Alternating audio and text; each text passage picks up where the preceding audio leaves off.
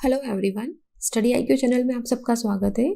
UPSC mains answer writing practice में आज हम जीएस 2 का एक क्वेश्चन ले रहे हैं कि किस तरीके से सुप्रीम कोर्ट अपनी पावर्स के अंडर कॉन्स्टिट्यूशनल अमेंडमेंट्स पे चेक रखता है। नाउ ये आपको पता है कि हमारे कॉन्स्टिट्यूशन ने पार्लियामेंट को लॉ मेकिंग का पावर दिया है। लॉ मेकिंग के पावर के अंडर ही पार्लियामेंट के पास ये पावर भी दिया गया है कि वो कॉन्स्टिट्यूशन के अंदर अकॉर्डिंगली समय की क्या ज़रूरत है, क्या नई डिमांड्स है, इसको डायनामिक रखने के लिए, इसको एक लाइव डॉक्यूमेंट, एक लिविंग डॉक्यूमेंट रखने के लिए पार्लियामेंट को ये पावर दी गई है कि वो उसमें अमेंडमेंट्स लेके आ सकते हैं। और अमेंडमेंट्स का मतलब हुआ कि आप उसमें चेंजेस लेके आ रहे हो। नाउ इसमें आप पूछोगे कि सुप्रीम कोर्ट का क्या रोल है। जो लॉ मेकिंग पावर है वो तो हमारा पार्लियामेंट का है। नाउ क्योंकि पार्लियामेंट को ये अनलिमिटेड पावर दिया गया है कि वो कॉन्स्टिट्यूशनल में किसी भी तरह का चेंजेस ला सकते हैं, तो ये किसी भी तरह के चेंजेस में कुछ चेंजेस ऐसे भी हो सकते हैं जो कॉन्स्टिट्यूशन की जो बेसिक स्ट्रक्चर है, जो हमारी कोर वैल्यू है। कुछ दिन पहले ही हमने प्रीएम्बल के बारे में पढ़ा था, तो उसी प्रीएम्बल में भी हमने एक बहुत ही इंपॉर्टेंट हमने बात करी थी कि जो बेसिक स्ट्रक्चर, जो core value and principle of our constitution है, इट शुड नॉट चेंज। तो अगर मान लो कि कोई ऐसी गवर्नमेंट आ गई, या मान लो कि सिचुएशंस ऐसी हो रही हैं, या सरकार का तरीका काम करने का कुछ अलग है कि वो कॉन्स्टिट्यूशन में कुछ इस तरह के चेंजेस लेके आ रहे हैं जो कॉन्स्टिट्यूशन की कोर वैल्यू को ब्रेक कर रहे हैं, जो कॉन्स्टिट्यूशन की जो बेसिक स्ट्रक्चर जिसकी हम बात करते हैं, उस बेसिक स्ट्रक्चर को अगर वो तोड़ रहे हैं तो सुप्रीम कोर्ट बीच में इंटरवीन करेगा और उस अमेंडमेंट को नल एंड वॉइड उसे बता देता है। तो ये नल एंड वॉइड वाला जो पावर है कि सुप्रीम कोर्ट ने पार्लियामेंट के बनाए हुए लॉ को, पार्लियामेंट के बनाए हुए कॉन्स्टिट्यूशनल अमेंडमेंट को नल एंड वॉइड कर दिया है, that is a power supreme court has. तो इसी के बारे में बात करते हैं कि कौन से आर्टिकल के अंडर पार्लियामेंट को ये पावर मिलता है कि वो कॉन्स्टिट्यूशन को अमेंड कर सकते हैं, और कौन से आर्टिकल के अंडर सुप्रीम कोर्ट को ये पावर मिलता है कि वो इसमें चेक एंड बैलेंस रखेंगे। तो इसके साथ ही हमने एक और वीडियो करा था सेपरेशन ऑफ पावर का। नाउ सेपरेशन ऑफ पावर का अगर आपने ये नहीं देखा तो एक बार इसे देख लीजिए। इसमें आपको पता चलेगा कि किस तरीके से हमारी एग्जीक्यूटिव, लेजिस्लेचर और हमारा जो जुडिशरी है उनमें इंडिपेंडेंट पावर्स हैं, लेकिन वो साथ में इंटरवीन्ड हैं ताकि किसी भी तरह के अनकॉन्स्टिट्यूशनल वर्क पे चेक और बैलेंस रखा जा सके। इसी के बारे में डिस्कस करते हैं। मेरा नाम संतोष चौधरी है। जैसा कि मैं आपको हर आंसर के लिए बोलती हूँ, प्लीज़ डू राइट इट। अगर जब तक आप अपने हाथ से लिखेंगे नहीं, कभी प्रैक्टिस नहीं आएगी। क्योंकि ये सीरीज हम 2021 के लिए चला रहे हैं, तो आप में से कुछ लोगों को लगता होगा कि अभी बहुत टाइम है, बट ट्रस्ट मी, टाइम नहीं है। हर दिन एक आंसर लिखिए एंड देन जस्ट सी कि आप में कितना चेंजेस आता है आंसर राइटिंग को लेके। अगर आप मुझसे जुड़ना चाहते हैं तो इंस्टाग्राम पे little_simple_बुद्धा, टेलीग्राम पे भी सेम नाम से जुड़ सकते हैं। इस क्वेश्चन का PDF आपको मेरे टेलीग्राम पे मिल जाएगा। तो क्वेश्चन देखते हैं। 2013 में क्वेश्चन आया था। क्वेश्चन को पहले समझो। हमेशा क्वेश्चन को हम क्या बोलते हैं कि क्वेश्चन की डिमांड क्या है, what is the core demand of question, आपसे क्या जानना चाह रहा है, तो उसको समझते हैं। The supreme court of India keeps a check on arbitrary power, ठीक है, arbitrary power of the parliament in the amending the constitution. Discuss critically discuss करने का मतलब हमने क्या देखा था। अच्छा, एक हमने सबसे पहले वीडियो करा था जिसके अंदर ये जो डायरेक्टिव्स होते हैं इनको हमने एक्सप्लेन करा था कि क्रिटिकल का क्या मतलब है, इल्यूसिडेट का क्या मतलब है, एक्सप्लेन का क्या मतलब है। तो अगर आपने अभी ये देखना स्टार्ट करा है तो थोड़ा सा पहले जाके 2021 का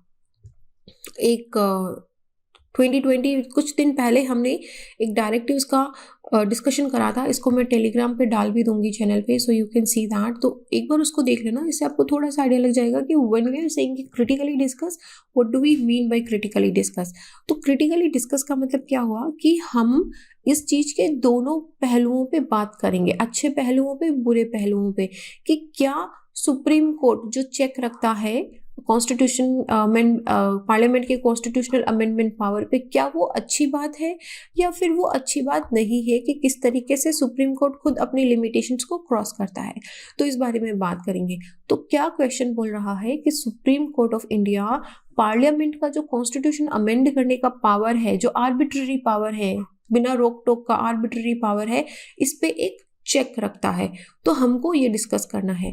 क्वेश्चन का फ्रेमवर्क हम कैसे बनाएंगे? सबसे पहले हम बताएंगे कि पार्लियामेंट को कौन से आर्टिकल के अंडर कॉन्स्टिट्यूशन को अमेंड करने का पावर मिला हुआ है, ठीक है। फिर हम कुछ एग्जांपल्स देंगे कि इस तरीके से आर्टिकल को अमेंड करा जा सकता है, कॉन्स्टिट्यूशन को अमेंड करा जा सकता है, और इसके साथ ही में इसमें लूप होल्स क्या है जहां पे सुप्रीम कोर्ट को इंटरवीन करना पड़ रहा है।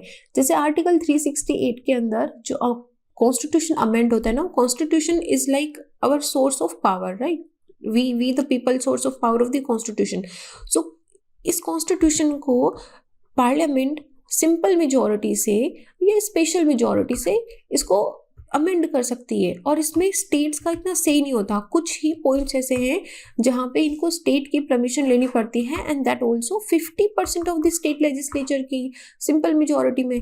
तो इस लाइक यार तुम पूरे कंट्री की फेडरल स्ट्रक्चर में इतना बड़ा चेंज लेके आ रहे हो, and then you are not asking the states. तो इस तरह के काफी सारे इंसिडेंसेस ऐसे हुए भी हैं जब सेंट्रल गवर्नमेंट ने कॉन्स्टिट्यूशन में अमेंडमेंट लेके आए थे, लेकिन उन्होंने स्टेट का से नहीं पूछा था। और इसी तरीके से कुछ ऐसे भी बहुत इंपॉर्टेंट आर्टिकल्स हैं जिनको सिंपल मेजॉरिटी से अमेंड करा जा सकता है, विच मीन्स कि 50% + 1 से इसको अमेंड करा जा सकता है। तो यहीं पे सुप्रीम कोर्ट ने आता है कि आप जल्दीबाजी में या थोड़े बहुत पावर से, ज़्यादा पावर से ऐसा अमेंडमेंट ना लेके आओ। तो यहीं पे सुप्रीम कोर्ट ने बहुत सारे जजमेंट्स दिए हैं, उन जजमेंट के बारे में बात करेंगे। नाउ पॉलिटी में जब ऐसे क्वेश्चन आते हैं तो सुप्रीम कोर्ट के जजमेंट्स बहुत इंपॉर्टेंट होते हैं। इसीलिए एक छोटा सा एक नोटबुक खोलो या जिसमें भी आप अपने नोट्स बनाते हो, उसमें ये जो कॉन्स्टिट्यूशन सुप्रीम कोर्ट के जो जजमेंट्स आते हैं ना, इनको नोट करते रहो। बहुत ज़्यादा नहीं होंगे, 15-20 होंगे, लेकिन आपके पास टाइम है तो इन दिनों के अंदर आप उसको 5-10 बार रिवाइज करोगे, आंसर राइटिंग की प्रैक्टिस में लाओगे, आपको याद हो जाएंगे। और जब आप आंसर में सुप्रीम कोर्ट के जजमेंट्स लिखते हो तो वो डेफिनेटली आपको आधा 1 नंबर ज़्यादा ही दिलाएंगे, करेक्ट। तो ये हो गया हमारा एक छोटा सा फ्रेमवर्क। इसका देखो, तो आर्टिकल 368 के अंडर, ये बहुत इंपॉर्टेंट आर्टिकल है, and this is the only article which gives the constitution the parliament to amend the constitution. बहुत क्लियरली इसमें प्रोविजन में क्या लिखा है कि पार्लियामेंट अपने कॉन्स्टिट्यूट पावर के अंदर या फिर amend by the way of addition, आप कोई नया चीज लेके आ सकते हो, कुछ नया ऐड कर सकते हो कॉन्स्टिट्यूशन में। जो ऑलरेडी नया है उसको चेंज कर सकते हो, रिपील कर सकते हो। अगर आपको कोई चीज अच्छी नहीं लग रही है, आप उस आर्टिकल को हटा सकते हो। एनी प्रोविजन, कोई भी कॉन्स्टिट्यूशन का जो प्रोविजन है उसको प्रोसीजर ले करके अमेंड करा जा सकता है। ये कॉन्स्टिट्यूशन ने खुद बोला है कि इस तरीके से कॉन्स्टिट्यूशन का अमेंडमेंट होगा पार्लियामेंट के द्वारा, ठीक है। तो ये पावर दी गई है। नाउ इस स्टेटमेंट को आप पढ़ोगे ना, तो इसमें कोई क्लेरिफिकेशन नहीं है कि यार आप मतलब ये स्ट्रक्चर चेंज नहीं करोगे, या फिर आप ये वाला आर्टिकल चेंज नहीं करोगे, या फिर आप इस तरीके से चेंज नहीं करोगे। कुछ भी स्पेसिफिकेशंस नहीं है, बस इतना बताया है कि पार्लियामेंट कॉन्स्टिट्यूशन को अमेंड कर सकता है, ऐड कर सकता है, वेरिएशन, रिपील, कुछ भी कर सकता है। नाउ इसी स्टेटमेंट का मिसयूज करके इनिशियली जब हम 1947 के बाद आज़ाद हुए और 1950 के बाद जब हमारा कॉन्स्टिट्यूशन वर्क में आया, उसके बाद हमको इतना नॉलेज नहीं था। इट्स लाइक कि when you start working on something ना, तो आपको पता चलता है कि अच्छा ये चीज़ सही नहीं है, इसको रूल आउट करना है या इसको हमें ठीक करना है। तो उसी में जब पार्लियामेंट को लगा कि अभी सिचुएशन थोड़ी चेंज हो रही है, हमें कॉन्स्टिट्यूशन को चेंज करने की ज़रूरत है, तो उसमें जब उन्होंने कॉन्स्टिट्यूशन को चेंज करने की कोशिश करी तो वहीं पे सुप्रीम कोर्ट ने अपना इंटरवेंशन दिखाना स्टार्ट करा कि आप इस तरह का अमेंडमेंट जो कर रहे हो ये हमारे कॉन्स्टिट्यूशन की बेसिक स्ट्रक्चर को हार्म कर रहा है। और यहीं पे सुप्रीम कोर्ट ने अपने आर्टिकल पावर के अंडर इस चीज को नल एंड वॉइड करना स्टार्ट कर दिया था। कैसे, अभी देखो। तो सबसे पहले Keshavananda Bharati versus state of Kerala, इस जजमेंट को हमने बहुत बार डिस्कस करा है। प्रियम्बल का जो चैप्टर अभी अभी हमने पढ़ा है उसमें भी मैंने बताया था कि Keshavananda Bharati versus state of Kerala 1973 में जब ये जजमेंट आई थी तो सुप्रीम कोर्ट ने ये भी बोला था कि आप प्रियम्बल को अमेंड कर सकते हो, आप प्रियम्बल में अमेंडमेंट ला सकते हो, लेकिन इस तरीके से नहीं कि ये बेसिक स्ट्रक्चर को चेंज कर दे। तो दिस वाज 1973 में पहली बार ऐसा हुआ था जब सुप्रीम कोर्ट ने ये रूल आउट करा कि पार्लियामेंट किसी भी तरह का अमेंडमेंट नहीं करेगा कि वो कॉन्स्टिट्यूशन की बेसिक स्ट्रक्चर को चेंज करे। नाउ आप पूछोगे बेसिक स्ट्रक्चर क्या होता है? बेसिक स्ट्रक्चर के बारे में हम एक कंप्लीट अलग से वीडियो भी देखेंगे, बट यहाँ पे आप समझोगे बेसिक स्ट्रक्चर है जैसे कि सेक्युलरिज्म, ठीक है, जैसे कि डेमोक्रेसी, ठीक है, जैसे कि हमारे जो फंडामेंटल राइट्स हैं, हमारी freedom of speech, freedom of expression है, जैसे कि हमारी फेडरल स्ट्रक्चर, ये सब क्या है, ये जैसे कि हमारी प्रेसिडेंशियल, ये सब क्या है, ये सब बेसिक स्ट्रक्चर ऑफ कॉन्स्टिट्यूशन है। लक्ष्मीकांत में एक छोटा सा चैप्टर दिया है बेसिक स्ट्रक्चर ऑफ कॉन्स्टिट्यूशन का। तो ये वो चीजें हैं जो भारत को भारत बनाती है। तो इन सबको चेंज नहीं करना है। आप इंडिया की सेक्युलर स्ट्रक्चर को, आप इंडिया की फेडरल स्ट्रक्चर को चेंज नहीं कर सकते हो। तो कॉन्स्टिट्यूशन में क्या हुआ कि इट अलाउ कि जो पार्लियामेंट अलोन है विद स्पेशल, ये मैंने आपको बताया कि कैसे स्पेशल मेजॉरिटी से या सिंपल मेजॉरिटी से कॉन्स्टिट्यूशन को चेंज कर सकता है। कुछ ही केसेस ऐसे हैं जिनमें उनको स्टेट लेजिस्लेचर की परमिशन लेनी पड़ती है, and that also only 50% only. तो पार्लियामेंट के पास बहुत ज़्यादा पावर आ गया था कॉन्स्टिट्यूशन को अमेंड करने का।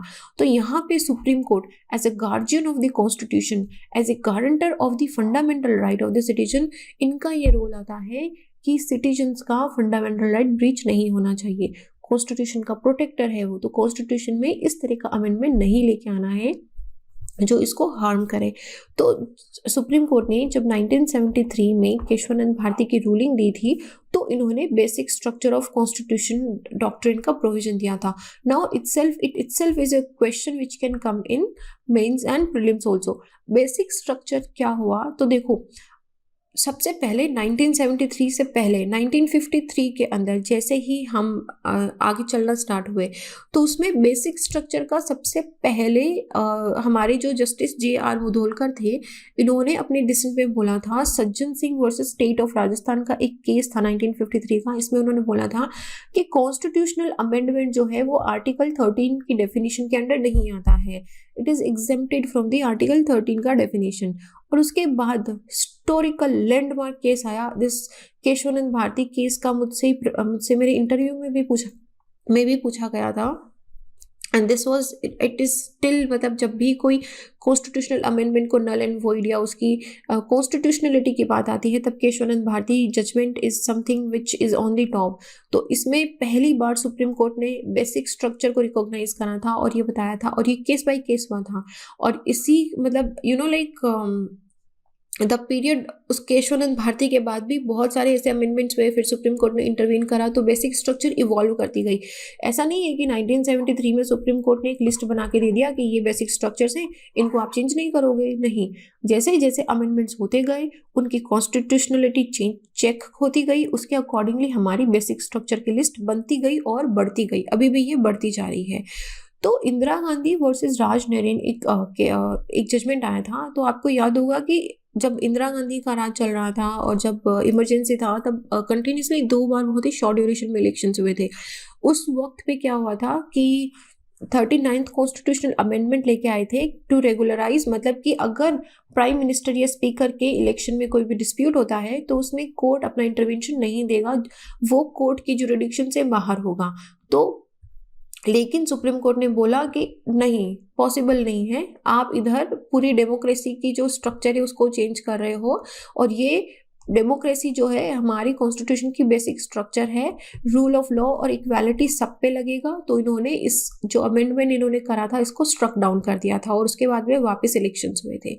1975 के बाद से court have interrupted and it has expanded the doctrine, क्योंकि फिर क्या धीरे धीरे वी इवॉल्व। कॉन्स्टिट्यूशन भी हमारा ऐसा ही है कि डायनेमिक है, इवॉल्व हो रहा है। सिमिलरली जैसे जैसे नए जजेस आते गए, नई अंडरस्टैंडिंग आती गई, उस हिसाब से जुडिशियल रिव्यू आता गया। मतलब अभी आप देखो कि जैसे फार्म लॉ लाया गया है तो फार्म लॉ के अंदर भी सुप्रीम कोर्ट ने इंटरवेंशन करना स्टार्ट करा है, उसके इम्प्लीमेंटेशन को अभी उन्होंने स्टे लगा दिया है। तो यहाँ पे फिर से क्वेश्चन आ रहा है कि कुछ लोग बोल रहे हैं कि आपने मतलब like if you are checking, you check the constitutionality ना, आप उसके स्टे लगाने से क्या होगा। तो मतलब द पॉइंट इज कि अभी भी हम इसमें अभी भी it is like we are evolving, we are understanding it what is it. तो हाई कोर्ट और सुप्रीम कोर्ट आर्टिकल 226 और 32 के अंडर, या फिर सेक्युलरिज्म एंड फेडरलिज्म फीचर के अंडर आर्टिकल 19 की जो फ्रीडम है हमारी, जुडिशियल इंडिपेंडेंस है, इन सब को इन्होंने बताया है कि ये हमारे बेसिक स्ट्रक्चर्स हैं और ये आप चेंज नहीं कर सकते हो। तो अभी second part of the question आता है कि क्या सच में कॉन्स्टिट्यूशन का जो बेसिक स्ट्रक्चर है, क्या पार्लियामेंट इसको डिस्ट्रॉय कर सकता है bye amending it's power. In amending it's power क्या अपना पावर एक्सपेंड कर सकता है। तो 1976 के अंदर Minerva mills versus union of India का एक नया जजमेंट आया था थ्रू दी एंड कब आया था वो 42nd कॉन्स्टिट्यूशनल अमेंडमेंट में। तो 42nd में इन्होंने पार्लियामेंट ने केशवानंद भारती का जो जजमेंट आया था 1973 का, इन ईयर्स को याद रखो, आपको पूरी क्रोनोलॉजी दिखेगी 1973 में। तो उन्होंने क्या करा कि पार्लियामेंट के पावर को अनलिमिटेड बना दिया। उन्होंने खुद ही कॉन्स्टिट्यूशन में ऐसा अमेंड कर दिया कि हमारा पावर अनलिमिटेड है। नाउ कॉन्स्टिट्यूशन ने immediately after the decision of the supreme court in Keshavananda Bharati and Indira Gandhi, parliament ने 42nd कॉन्स्टिट्यूशनल अमेंडमेंट डाला और उन्होंने आर्टिकल 368 के अंदर 3, 4 और 5 क्लॉज डाल दिए। और उन क्लॉज में उन्होंने क्या बोला, now this is parliament I am talking about, ठीक है। ये पार्लियामेंट और सुप्रीम कोर्ट का फाइट ना बहुत पुराना है कि पार्लियामेंट लॉ बनाना चाहता है अनलिमिटेड पावर से और सुप्रीम कोर्ट प्रोटेक्ट करना चाहता है। तो पार्लियामेंट ने क्या क्लॉज डाला कि पार्लियामेंट का कॉन्स्टिट्यूशन को अमेंड करने के रिगार्डिंग कोई लिमिटेशन नहीं है, जहाँ पे जब उनको लगा वो कॉन्स्टिट्यूशन को अमेंडमेंट कर सकते हैं। ये चीज पार्लियामेंट ने बोल दी। तो इधर कोर्ट आ गया, फिर से कोर्ट ने उस पूरे उसको स्ट्रक डाउन कर दिया। और किस चीज पे स्ट्रक डाउन करा कि पार्लियामेंट्री कोई भी इनेक्टमेंट होता है, आप कोई भी लॉ या अमेंडमेंट लेके आओगे तो वो जुडिशियल रिव्यू के बाहर नहीं है, उसका जुडिशियल रिव्यू होगा। हम चेक करेंगे कि क्या वो संवैधानिकता के अकॉर्डिंगली आता है या नहीं आता है। तो यहाँ पे उन्होंने पार्लियामेंट पावर पे लिमिटेशन लगा दी और खुद ही बोल दिया कि ये एक बेसिक स्ट्रक्चर ऑफ कॉन्स्टिट्यूशन है, जुडिशियल रिव्यू, आप इसको चेंज नहीं कर सकते।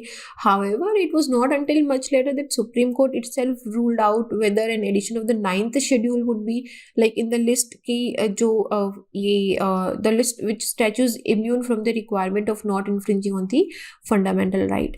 तो उसके बाद एक ये तो इस पे क्वेश्चन भी आया, IR कोएलो और स्टेट ऑफ तमिलनाडु का एक जजमेंट था जिसमें सुप्रीम कोर्ट ने ये बताया कि जितने भी law were subjected to the test of being consistent with the fundamental rights they are part of the basic structure. कोई भी ऐसा लॉ जो फंडामेंटल राइट के अकॉर्डिंग उसको सपोर्ट करता है, उसको कंसिस्टेंट में रखता है, तो वो हमारा बेसिक स्ट्रक्चर है। चाहे वो आपका राइट टू लाइफ हो, चाहे वो आपका राइट टू फ्रेश एयर हो, ठीक है, अभी भी यह था right to fresh air, this is also your fundamental right. और ये बेसिक स्ट्रक्चर के अंडर आता है जिसको नहीं हटाया जा सकता। तो ये प्रोसीजर फॉर अमेंडमेंट जो है ये मैंडेटरी है, but it non compliance will result in the invalidity of the amendment. तो parliament cannot increase its amending power by amending article 368। ये बहुत ही important था क्योंकि अर्लियर क्या हुआ था 42nd, अभी हमने कॉन्स्टिट्यूशनल अमेंडमेंट में देखा कि किस तरीके से पार्लियामेंट ने आर्टिकल 368 को अमेंड करके अपने पावर इंक्रीज कर लिए थे, लेकिन सुप्रीम कोर्ट ने उसको स्ट्रक डाउन कर लिया था। तो यही बताया है कि पार्लियामेंट जो है अपना पावर अमेंड नहीं कर सकता बाय अमेंडिंग द आर्टिकल 368। और आर्टिकल 368 क्या कर रहा है, पार्लियामेंट को कॉन्स्टिट्यूशन अमेंड करने का पावर दे रहा है। मतलब इट्स लाइक कि अगर आप हैरी पॉटर का एग्जांपल लो तो वो हैरी पॉटर की जो वॉन्ड है उसी की पावर को इंक्रीज करके अपनी पावर इंक्रीज करना चाह रहे थे। मतलब it was becoming a cycle. So पर यहाँ पे फिर हमने क्या क्रिटिकली एग्जामिन करना है ना, कि क्रिटिकली एग्जामिन करो कि क्या ये सही है या नहीं है, मतलब क्या सुप्रीम कोर्ट को वाकई में इंटरवीन करना चाहिए। तो यहाँ पे कुछ क्रिटिसिज्म भी दिया गया था बेसिक स्ट्रक्चर का कि हमको दोनों पॉइंट लिखने हैं। तो सबसे पहला यही था कि यार यहाँ पे जुडिशरी जो है ना वो पार्लियामेंट के लॉ मेकिंग पावर में इंक्रोचमेंट कर रही है। लॉ मेकिंग पावर किस तरीके से करना है, क्योंकि पार्लियामेंट के अंदर जो लोग हैं they are elected by the people, ठीक है, they are working for the people. तो इट्स लाइक कि जिन जिन नेताओं को, जिन पॉलिटिशियंस को, जो लोग हमारे लॉ बना रहे हैं, उनको लोगों ने इलेक्ट करा है, उनके ऊपर जुडिशरी अपना पावर लगा रही है कि इंक्रोचमेंट कर रही है। तो ये एक सिग्नल सेंड कर रहा था कि जुडिशरी जो है, जो हमारी जजेस हैं, वो लॉ मेकिंग प्रोसीजर को भी ऊपर आते हैं, और उन्होंने एक थोड़ा सा रॉन्ग ट्रेंड भी सेट कर दिया था, जैसे मैंने आपको फार्म एक्ट का एग्जांपल दिया था। So ironically without any debate and discussion, while supreme court can only discuss constitutionality, ठीक है, मतलब आप डिस्कस कर सकते हो, ये फिर एक पूरा मीडिया में कवर होगा, लोग इसके बारे में बात करेंगे, उसके बाद में सरकार पे प्रेशर आता है, सरकार अपने आप ले लेती है, या फिर सुप्रीम कोर्ट को लगता है कि बिल्कुल ही गलत है, तो वो उसको नल एंड वॉइड कर देते हैं। तो ये जो पावर है to make change the basic structure of the constitution, it is impossible to bring the genuine reforms, जैसे कि प्रेसिडेंशियल सिस्टम, गवर्नमेंट, मतलब आपको ये पता होगा कि सिंस पार्लियामेंट्री, अब हमारा क्या है, पार्लियामेंट्री सिस्टम है। Now parliamentary system, there has been a debate कि should we switch to the presidential system को, कुछ मतलब अगर आपने लक्ष्मीकांत पढ़ी है तो आपको इसमें बहुत सारे प्रोज एंड कॉन्स दिखेंगे कि why we should shift to the presidential system and not. तो पार्लियामेंट्री सिस्टम से अगर हम प्रेसिडेंशियल सिस्टम पे जाने की कोशिश करेंगे, तो यहाँ पे ये, अगर इसको एक्सपर्ट्स एक जेन्युइन रिफॉर्म भी बोलते हैं, तो ये नहीं हो पाएगा। क्यों? क्योंकि पार्लियामेंट, सुप्रीम कोर्ट ने इसको क्या बना दिया, एक बेसिक स्ट्रक्चर बना दिया है। तो बेसिक स्ट्रक्चर बहुत बार मिसयूज भी करी जा सकती है, डिबेटेबल होती है, और इट नीड्स रिफॉर्म, लाइक जैसे कि नेशनल जुडिशियल अपॉइंटमेंट कमेटी था। Now it was a point, national judicial appointment committee के अंदर पार्लियामेंट ने लॉ बना दिया था कि किस तरीके से हम जजेस का अपॉइंट करेंगे। नाउ सुप्रीम कोर्ट ने उसको स्ट्रक डाउन कर दिया था कि आप हमको नहीं बताओगे कि हम खुद को कैसे अपॉइंट करेंगे। नाउ यहाँ पे ये बेसिक स्ट्रक्चर का मिसयूज था, और सुप्रीम कोर्ट ने ये बोला था कि आप जुडिशियल मामलों के अंदर, मतलब ये जुडिशियल जो है ये बहुत इंडिपेंडेंट है, इंडिपेंडेंट जुडिशरी के अंदर पार्लियामेंट इंटरफेयर नहीं कर सकता। तो यहाँ पे फिर ये क्वेश्चन आ गया था कि लाइक जो जजेस हैं वो खुद को पावर दे रहे हैं।